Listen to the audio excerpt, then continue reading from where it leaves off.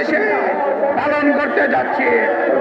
প্রিয় বন্ধুরা, অত্যাধিক গরম, আজকে বাংলাদেশের শ্রমিক সমাবেশ, কেন রাস্তায় থাকতে হবে?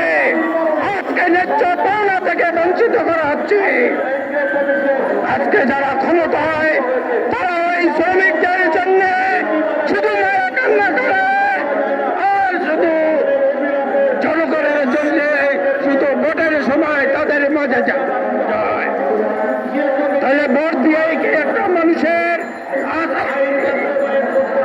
ভোটের মাধ্যমেই এই জনগণ শুধু জনতার কথা বলে, ভোট দিয়ে শুধু জনতার কথা বলে, কিন্তু এই জনতার সরকার আজকে শেখ হাসিনা নয়, ওই সংসদ ভবনে শ্রমিকদের কথা বলার জন্য কোন সংসদ সদস্য নয়। এই সংসদে শুধু বিজনেস করার জন্য, ব্যবসা বাণিজ্যের জন্য এই সংসদ চলে, কিন্তু কোন শ্রমিক সংগঠনের ওখানে নাই।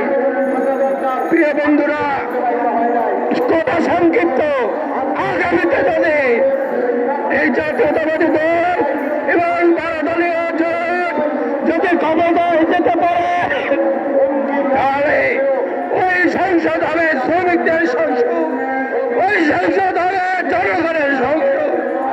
ওখানে কোনো ব্যবসায়ীকে কোনো স্থান থাকবে না।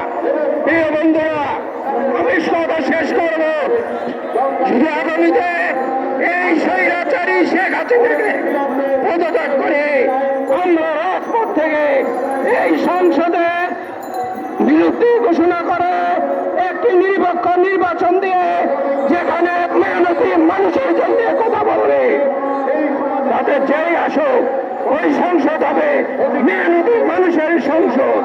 আজকে যারা বাংলাদেশে লেবার, তারা আজকে প্রত্যেকের সচিব থেকে শুরু করে একটি দৈনন্দিন যে লেবারগিরি করে, তারা আজকে লেবার। কিন্তু কি বৈষম্য থাকে? একজন সচিব যদি 1 লক্ষ টাকা বেতন পায়, অথচ সাধারণ একজন শ্রমিকের জন্য তার 3 বেলা খাওয়া দাওয়ারও কোনো ওই যে শ্রমিক তার হয় না। অতএব প্রিয় বন্ধুরা, আগামীতে একটি স্বাধীন রাষ্ট্রের একটি স্বাধীন কর্মরূপ তৈরি করে, এর জন্য আমাদের দাবি এবং আন্দোলন চলবে। আজকে আর বেশি কিছু নয়, যেহেতু আজকে আমাদের সবাইকে, আমি এই অনুষ্ঠানে যারা এসেছে সবাইকে ধন্যবাদ।